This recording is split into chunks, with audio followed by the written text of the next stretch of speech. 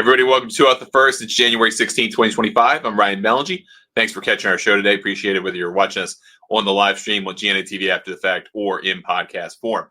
Got plenty to talk to today. Got a couple of different topics. One mostly is going to be a live center show. We haven't had one of them in quite a while, to be honest with you. In the earlier days of Two Out the First, a lot of stuff was live, and we really haven't had much of that in the last several months. But we do have that today with a couple of significant announcements from live and back-to-back days. The bigger one probably being, at least for the public, today's announcement of their deal with Fox Sports. So we'll dig into that a little bit. We'll talk about Scott O'Neill, their new CEO, what all of this might mean for the broader conversation about trying to reunify golf, whatever the heck that looks like. And then we're going to talk about week 2 of TGL. We didn't get to review into that. And then I want to talk a little bit about the Korn Ferry Tour event that finished yesterday in a playoff with Hank Lebioda winning at Atlantis, Paradise Island. So very, very enjoyable finish to that tournament. I actually got to re-watch the playoff earlier today. And just a quick aside, I was watching the Golf Channel last night. They had programming from 30 years ago, like from when the channel first started, which I think, quick story time. I went back in the day in like 1996 and basically annoyed the crap out of my parents to change from cable to this satellite TV service called Prime Star because they had the Golf Channel. And that was like 1996. And I fell in love with the European Tour. I fell in love with Renton Laidlaw as a commentator. That was my exposure to golf. And that was about when I was starting to take up the game. And I loved that. So I really enjoyed watching this 30-year-old programming, which was basically a preview show trying to explain what Golf Channel was and who was on it, why, and the graphics. Everything was just beautifully 90s. And I hope you got to catch them. But if not, it's okay. You probably didn't miss out that much. But I was watching that last night. And then this morning just had it on already on the cable box and wound up watching the replay of the Atlantis event. We'll get back to that in a few minutes. But I want to talk about LIV Golf announcing their multi-year deal with Fox Sports that came out today. I want to give a shout. I don't even remember who the reporter is with Bloomberg, but whoever is the Bloomberg reporter that writes about LIV Golf has a killer source, and you should listen to them. We've talked in this show the past about James Corrigan, the esteemed overseas journalist, the Telegraph. And when he writes something, it's dead to rights correct. He don't miss. Whoever this is at Bloomberg, don't miss on all things LIV Golf. They had not only this deal reported on months in advance, as well as their new CEO, who we'll talk about just for a few minutes in this segment. So you get a multi-year deal between LIV Golf and Fox Sports. The deal means that they're going to air Fox Sports platforms or Fox platforms every single round, all 14 tournaments, all 3 rounds. So give me 42 rounds of golf, 42 days of live golf on their platforms. More than half of them will air live on Fox, the network Fox, or FS1, their leading sports channel. Now, what that exactly breaks down to, how many rounds on Fox, how many rounds on FS1, still very much to be determined, right? That's not out there in the ether.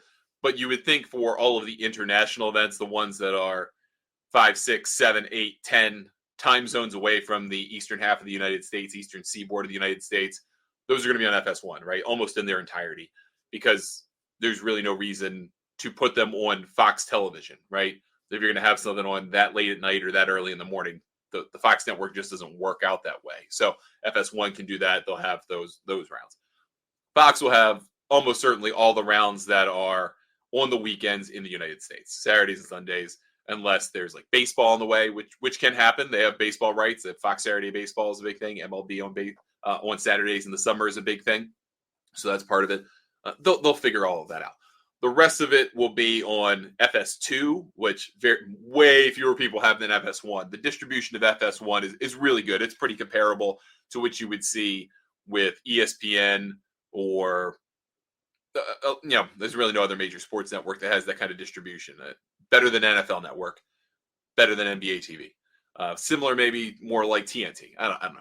Anyhow, FS2 gets way worse distribution, like a third of that distribution, because people just don't pay for that channel. But there'll be some there, and there'll be some on Fox Business Channel, which for those of you who have been around golf for long enough, you should get a chuckle out of that, because back in the day, the PGA Tour had a deal with NBC where they put the PGA Tour champions, which I believe was still the senior PGA Tour at the time, on CNBC every weekend.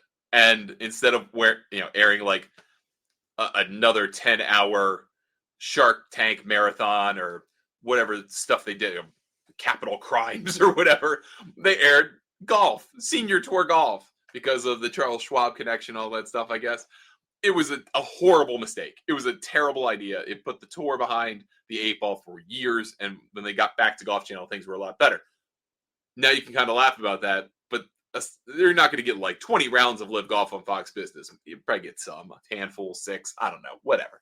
It's not going to be quite that bad. But I did have to chuckle at that, given the prior history of golf and business channels airing golf. So that's what their deal is. We don't know the financial terms of it. We don't know if money changed hands. We don't know if there's a rights fee involved here, what that rights fee is. I feel like that would be a slightly bigger part of this announcement if there were a significant rights fee.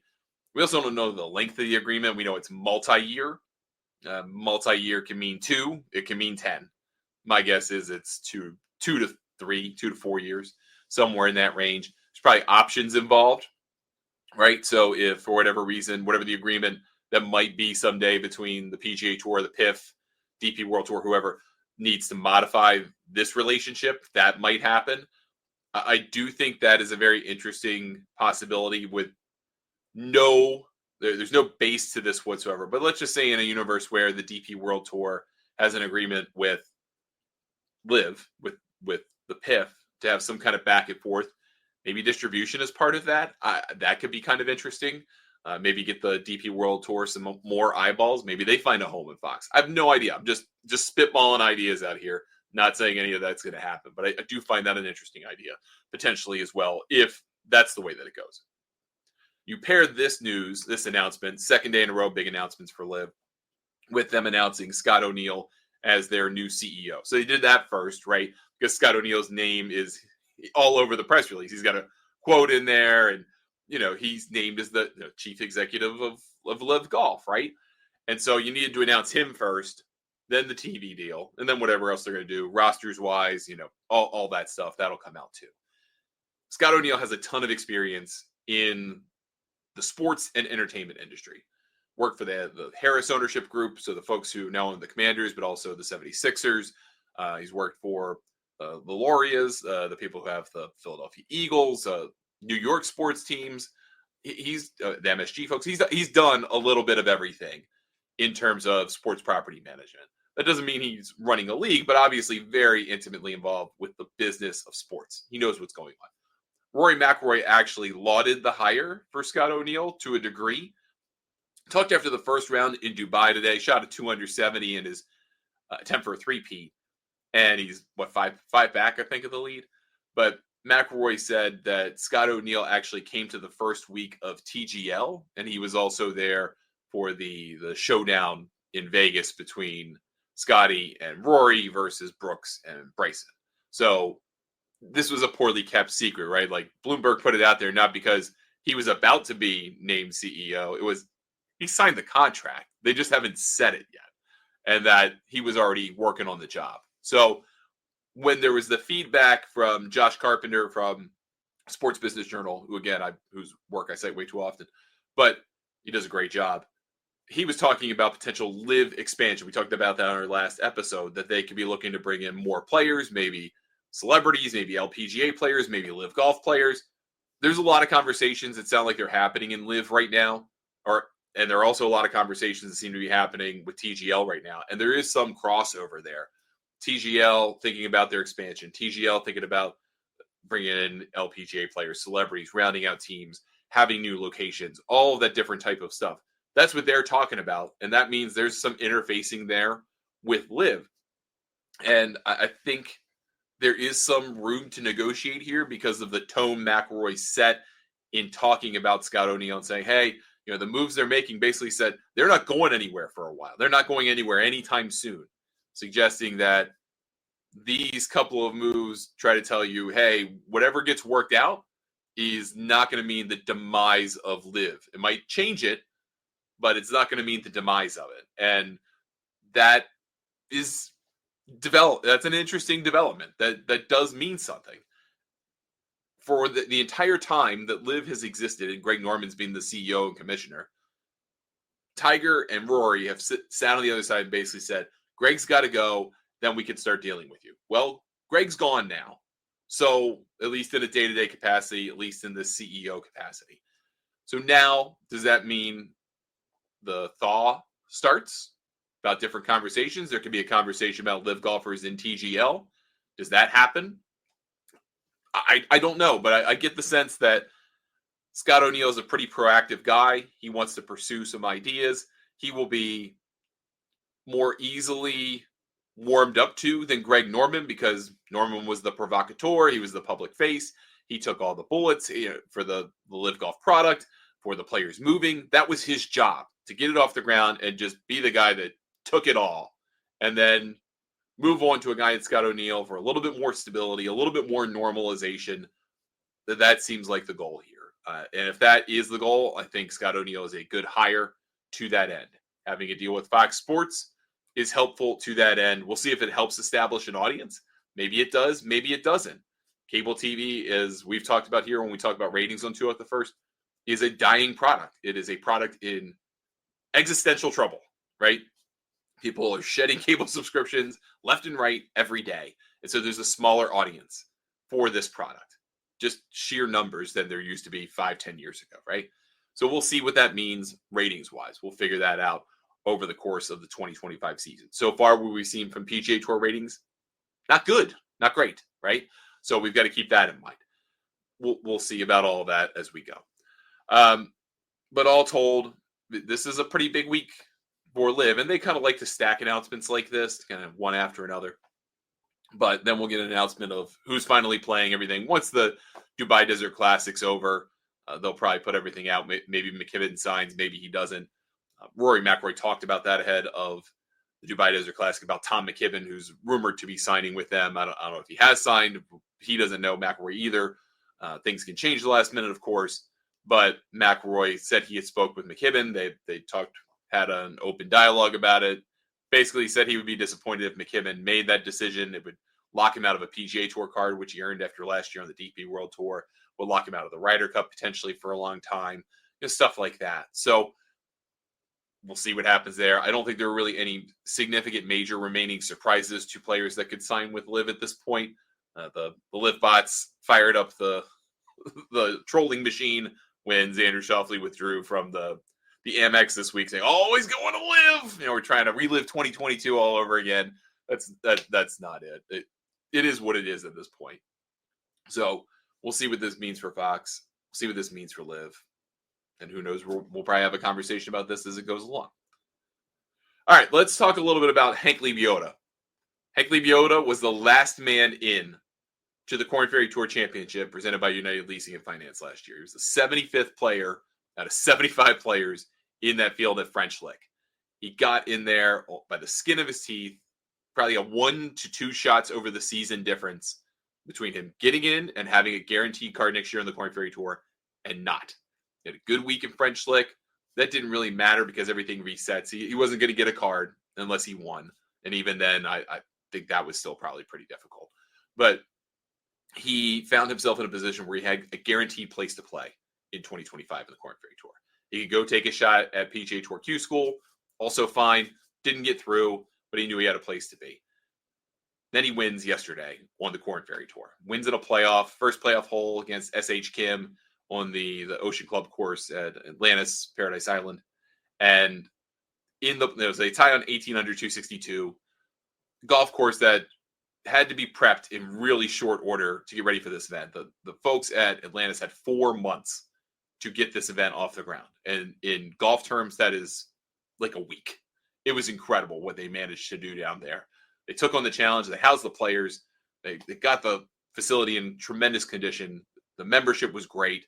We were down there, again, for several days, talked to members, talked to players, talked to Korn Ferry Tour reps for our Road to French Lick show. First episode comes out tonight or tomorrow, so please check it out. We appreciate it.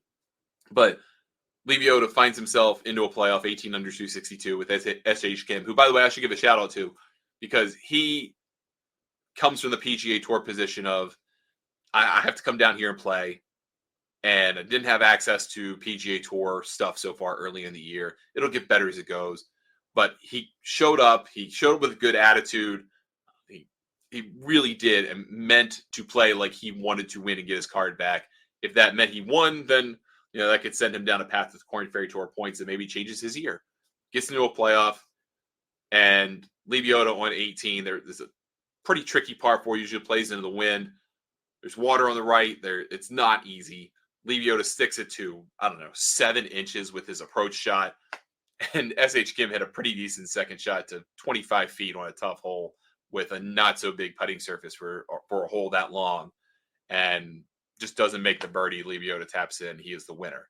So now he has 500 Korn Ferry Tour points. He knows he's going to be playing this tour this year, so he could play obviously next week, Sunday to Wednesday at the Abaco Club, go to Exuma and do that. If he plays well again, what our theory is, so I was talking with folks from the Korn Ferry Tour media staff about this, but there are 20 cards available this year. There's not 30 cards as the prior couple of seasons. We think about 1,000 points will get you a Korn Ferry Tour card for or a PGA Tour card through the Korn Ferry Tour for 2026. So that's 2 wins. Basically, if you win twice, you're going to get a card. If Hank Lebioda has another great week, and I'm not saying that the Abaco Club and the Ocean Club are the same thing. So, it's still Bahamas golf, but different. But if he has another great week, then he's ready to roll. Like he's free rolling. He's got to find 500 more points in 25 more events. That's not that tricky. It's not easy, but it's not tricky. And that gets you off to a huge start. Winning is going to be so much more important now, unless you have a year where you have tons of top 5s. Stephen Fisk did this last year, just tons of top 5s and 10s. That was fine. But I think now you're in a position where it used to be when it was back to 25, it was like win and probably in. And now winning's not going to get you in because there's 26 events and there are 20 spots. So you got to win and do something else to give yourself the best chance. And even winning once may not do the job. So get off to a hot start. Great news for Lebioda, guy who's so emotional last year, just keeping his full-time status. Wins this year. Great for him. First Korn Ferry Tour win. First win on a PGA Tour sanctioned event in 8 years. $180,000. Makes life so much easier for him. Seems like one of the renowned good guys. Florida State player. So kudos to him for getting the job done. And again, first episode of Season 2 of The Road to French Lick comes out tonight or Friday. Catch it here on GNN's social channels, or you can find it on Golf News Net TV over the weekend. All right, let's wrap everything up. We kind of talked about TGL just a little bit earlier because of the potential crossover and conversations between LIV and TGL. But TGL Week 2, Tiger Woods made his debut in the league. The result was not very competitive at all, right? 12-1 for the Los Angeles Golf Club. Absolutely trounced the Jupiter Lynx boys. I thought maybe they had a chance there at the Jupe Lynx team, but Kevin Kistner was not good. Tiger Woods was okay. Max Homa wasn't very good. And I think that there's a takeaway from that. One, Sahith Theegala loves this stuff. If there were a simulator golf tour, Sahith Theegala might be the best in the world at it. He was so excited for his numbers, for his spin numbers, for his ball speed numbers. It was endearing. Colin Morikawa could have talked a little bit more, but he seemed to play well, seemed to enjoy it. Justin Rose is not the embodiment of Los Angeles, but at least he put in a genuine effort to kind of showcase his personality, which was a good thing. Serena Williams in the booth was please never do that again situation. Like DJ Khaled. I get why she made an appearance. She's a 23-time slam champion. She's the best women's tennis player of all time. Probably the best 1, 2, or 3 best tennis players of all time. Incredible talent. Part owner of the LA team. She has no idea what's going on in golf, much less simulator golf, and it showed. So let's not have people like that in the booth who are like, yeah, I love this, but I have no idea what's going on. Let's get rid of those folks, please. And I think there was something off with the simulator because week 1, we didn't hear so much about how players flushed it or hit it well, and then the results look completely different on the screen with the simulator. I think there was something off calibration wise, and that led to a lot of problems. Players just not hitting good shots, penalty strokes, all those things. If you design the holes with so much water and so much danger, but you then can't fully trust the numbers you're going to get, and then as it gets projected onto the screen, that's going to cause a problem. So that whatever that was needs to be fixed really quickly before next week. I'm sure they will look at whatever calibration issues they got to deal with, and they will get that right. The other thing I think I want to put out there as a suggestion, even though it's maybe a fairly expensive one, take the artificial turf at the green zone area, like all around the green zone area, the closer turf, rip it up, put in molded, or however you do it, a molded style of sod every week. Just do it every week. You've spent so much money on this league, getting this off the ground. There are ongoing conversations about expansion already. Those franchises, if you sell them, are going to cost anywhere from $50 to $100 million. You're going to bring in plenty of cash doing this thing. Put down sod. The players are struggling so badly with the artificial turf rough, and it shows. So aside from the Matt Fitzpatrick shot that was really cool week one off the slope and come back down, everybody else looks pedestrian at best, chipping and putting off that stuff. And I don't know if it's because of a lack of exposure or if it's the turf product itself, maybe a little combination of each.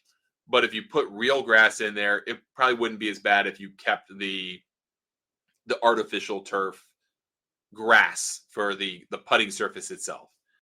That was a struggle for a lot of guys. The putting speeds were not good. The reads were not good. Again, that's a matter of precision, matter of exposure, but it didn't look really good. I mean, guys were missing putts 6 inches off the line, 8 feet away. You know, like all these different putts were like, these guys would not do this on a natural surface. So I think that's really important to look at. Get that right. Get that stuff squared away. That's stuff that can be improved relatively quickly.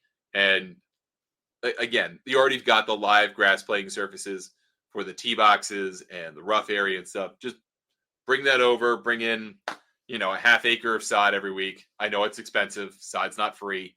But if you spent $50,000 a week to have the sod down, the players could chip over it, they would spin it better, they'd hit it better. But the key moment of the week was out of the bunkers, which, by the way, they have sand from the same people who get sand or give sand to Augusta National, right? Sell the sand to Augusta National for their bunkers. In the bunkers for TGL. Those things are packed, dude. When they hit out of those bunkers, you can hear the nasty thump, and it's really hard to control. Almost like they maybe need an easy bunker and a hard bunker, because the skull that Kevin Kistner hit that caromed off the flagstick that had everyone rolling, you could hear that thump where you're like, he didn't get deep enough on that. He didn't get underneath that thing at all. It didn't move. And they might need to soften that up just a tad in terms of condition setup, just to make that a little bit better. We shouldn't have seen repeat holes in week 2. We got plenty of repeats. There are some cool holes. Don't get me wrong. But I want to see all 30 holes before I decide which ones are the cool ones and which ones are the not so cool ones. And make conditions a bigger part of it. Have soft setups, have firm setups, have wind be a component to it that you have to consider. I think there's a way to visualize that would make sense for the audience. Just kind of things like that I think would make it a little bit more interesting. All told, the ratings were good. You had over 1 million people who watched Tiger's debut. That beat the basketball game after it between Duke and Miami, which was a blowout. So was Duke Pitt before week 1 last week. But to have that number be pretty good is a good thing for TGL. They need a competitive match. They need the Atlanta boys to come in and play a competitive match. Otherwise, you're going to start to lose people because they're going to wonder if this is just going to be a blowout every week. You need one of those matches to get to the end. The trios format's still incredible. I think season 2, you could probably just do 9 to 12 holes of trios and call it a day. Don't even need to do the intermission thing. Just do that and be done with it. I also think they should change the rules for the tiebreakers for this thing and do it now, so that instead of holes won in total being the tiebreaker to get to the semifinal, make it triples holes won. So that way, if the match is done statistically impossible at the end, you could just be done. Everyone just shake hands, call it a day. win's a win, and you don't have to keep playing golf like that. We would have been robbed of the Kistner moment, but I think it makes better sense, better flow, better for everything. So let's do that. All right, that's going to do it for us today on the show. Thanks so much for spending some time with me. Got one more show tomorrow for you, and then being on the PGA merchandise show next week. So try to do a show on Monday earlier in the day, and then Tuesday is a absolute wash, to be honest with you. Wednesday and Thursday we'll be doing shows from the PGA show, and we will do a best of the PGA show recap for GNN TV as well. We'll put it on our socials too. I'm Ryan Ballingy. Thank you for spending time with me. We will talk to you next time on 2 Out the First. Have a great day, everybody.